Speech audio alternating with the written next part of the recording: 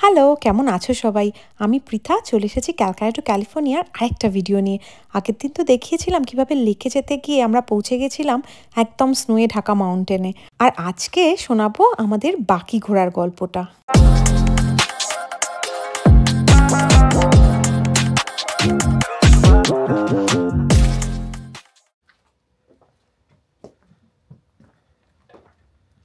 গরম জামা নিয়েছিস?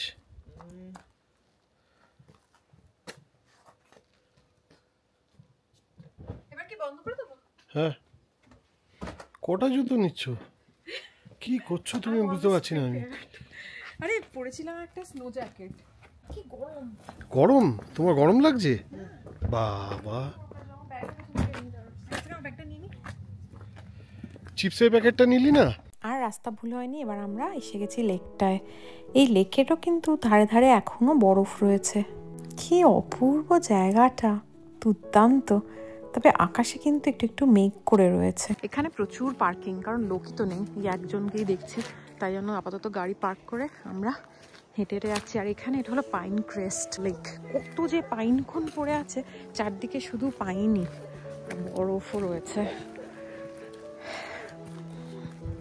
আমার ছেলে মেয়ের ঠান্ডা লাগে না, প্রচুর। আমি জ্যাকেট কিনতে এনেছি, ওরা জুতো পরলো না, ওরা কোনো স্নোয়ের প্যান্ট পরেনি, কিন্তু আমি জ্যাকেট এনেছি, কিন্তু কেউ পরবে না। কোনো ঠান্ডা বলে কোনো বস্তু নেই ওদের, হুডি পরে চললো। কি অপূর্ব লেকটা। এখানে বসে খাওয়ারও জায়গা আছে, মানে কেউ পিকনিক করতে চাইলেও কিন্তু করতে আসতে পারে, আমাদের বাড়ি থেকে ভীষণ কাছে।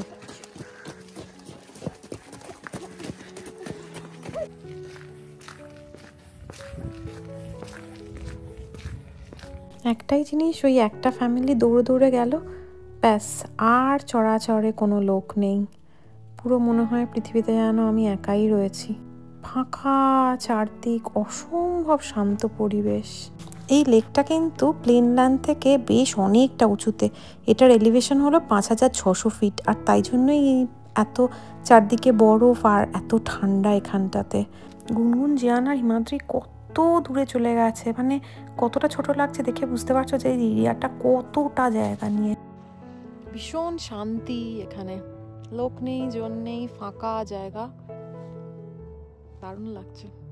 এইটা হলো বোট লঞ্চার, মানে এইখান দিয়ে বোটগুলোকে নাবায়, যেখান দিয়ে গুনগুন হেঁটে আসছে, যাই না হেঁটে কোথায় চললো। আর জলটাও কিন্তু এখানে একদম ট্রান্সপারেন্ট, মানে পুরো তলা অবধি দেখা যাচ্ছে।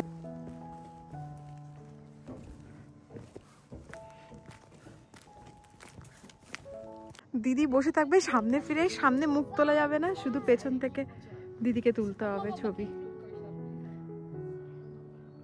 আমাদেরও নেওয়া যাবে না।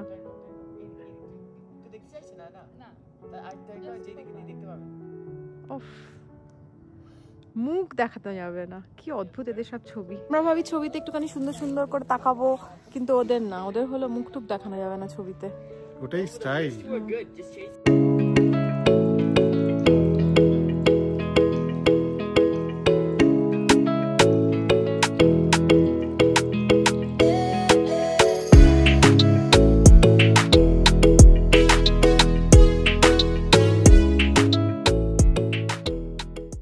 এত ভালো লাগছে এখানে, মনে হচ্ছে এখানেই বসে থাকি চুপ করে। কিন্তু যাই, এবারে আমাদের খুব খিদে পেয়ে গেছে সবার, তাই জন্য এবার খাবারের জায়গা খুঁজতে যাই। আমাদের টার্গেট হলো কোনো একটা লোকাল দোকানে আমরা খাবার খাবো আজকে। খেতে যাওয়ার আগে একটুখানি দাঁড়িয়েছি একটা লোকাল চার্জিং স্টেশনে, একটু গাড়িটা চার্জ করবার জন্য। গাড়ি চার্জ হয়ে গেছে, এইবার আমাদের নিজেকে একটু চার্জ হতে হবে।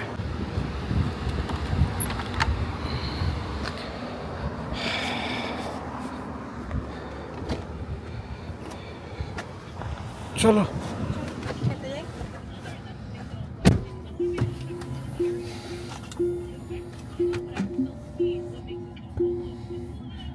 আমরা যাচ্ছি কোথায়? ফ্ল্যাপিস পিৎজা। আচ্ছা দেখি। আমেরিকা বলতে বড় বড় হাই রাইজ বিল্ডিং, ভীষণ বিজি শহর, এটাই আমাদের চোখে ভাসে। কিন্তু এখানে কিন্তু অনেক জায়গা আছে যেগুলো খুব কোজি, ছোট ছোট টাউনের মতো হয়, আর যেখানে সবাই সবাইকে চেনে, কয়েকটাই দোকান আছে, সেই দোকানেই সবাই খেতে আসে। তো আমরা এখন সেরকমই একটা ছোট্ট টাউনে খেতে যাচ্ছি, এখানকারই একটা লোকাল রেস্টুরেন্টে। জিয়ান আর গুনগুনের বার্গার এসে গেছে।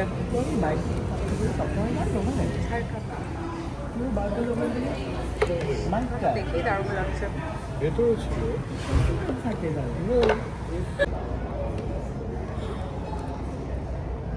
একটা জিনিস দেখেছো পৃথা, বার্গারগুলোর উপরে আবার ছাপ ছাপ মেরে দিয়েছে কিরকম।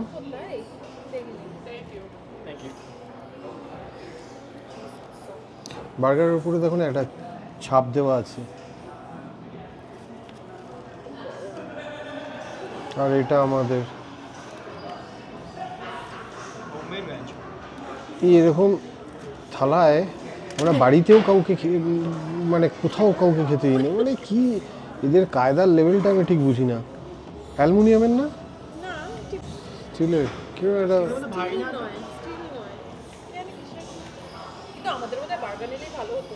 কেন খাও আরো চিজ।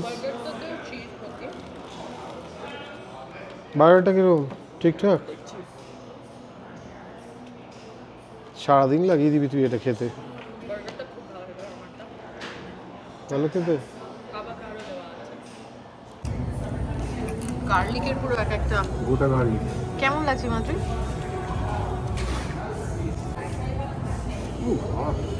রসুন। এবার আসছে আমাদের চিকেন উইংস।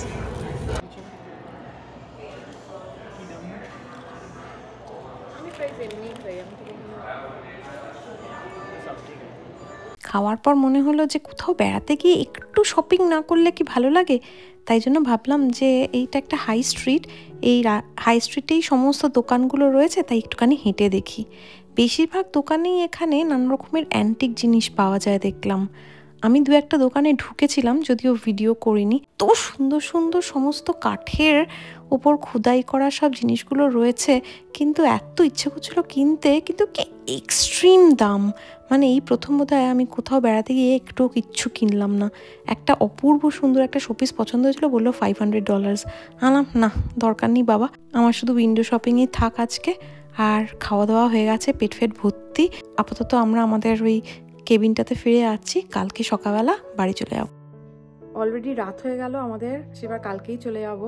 তো আজকে তো এখানে তো টিভি দেখার কোনো ব্যাপার নেই, তাই জন্য আমরা একটুখানি গানের আড্ডায় বসেছি। গুনগুন গান গাইছে, চলো সেটা শুনি।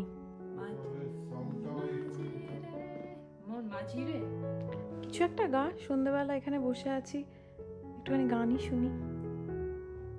মনে মেঘ জমতে থাকে, পড়ে যাই তোর বিপাকে, চিন্তাতে তোর কাটছে প্রহর, শান্তি নেই এ যন্ত্রণায় মন মাঝে রে, বনা কোথায় মন মাঝে রে, আয় ফিরে আয়, আয় ফিরে আয়, আয় ফিরে আয়, আয় ফিরে আয়। একা রাত বাঁকা চাল লাগে না ভালো রে, আর নেই রং জানি নেই কিছুই করার, একা রাত পাকা চাল বাগে না ভালো রে, আর নেই রং জানি নেই কিছুই করার, পড়ছে মনে মুখের আদল, ভাঙে বুক ভাঙছে পাহাড় মন মাঝে রে, বলা কোথায় মন মাঝে রে,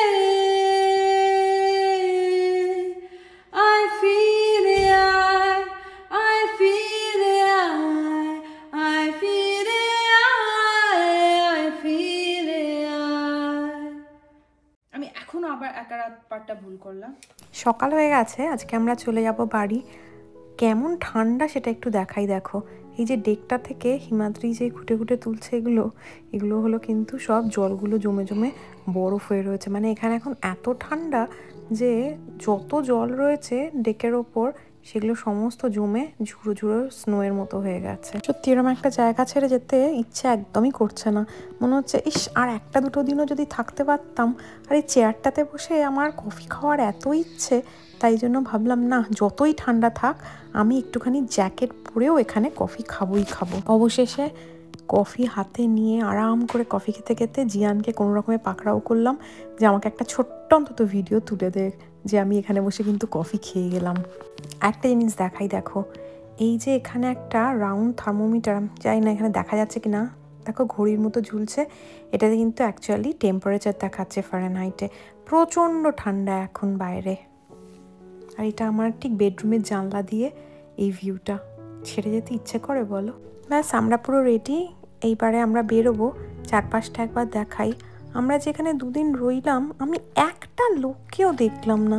আমার এটাই মাঝে মাঝে মনে হয়, এখানে কি কোনো মানুষ থাকে না? থাকে তো অবশ্যই, কিন্তু তারা কোথায় থাকে ভগবানই জানে। যাই হোক, আমাদের মালফাল তোলা হয়ে যাচ্ছে এবার, আর কিছুক্ষণের মধ্যেই এবার আমরা বাড়ির দিকে রওনা দেব। চলো, এবার হয়ে গেল আমাদের দরজা বন্ধ, সব ভেতরে দেখে নিয়েছি মাত্রই। চলো এবার আমরা বাড়ির দিকে রওনা দিচ্ছি। খুব সুন্দর ঘোরা হলো, কিছু কিছু মোমেন্ট ক্যাপচার করলাম, বেশিরভাগটাই করিনি কারণ সবসময় ফোন নিয়ে ভালো লাগে না ঘুরতে এসে। তো যাই হোক, খুব তাড়াতাড়ি দেবো ব্লগটা, আশা করছি তোমাদের সবার খুব ভালো লাগবে। চলো টাটা।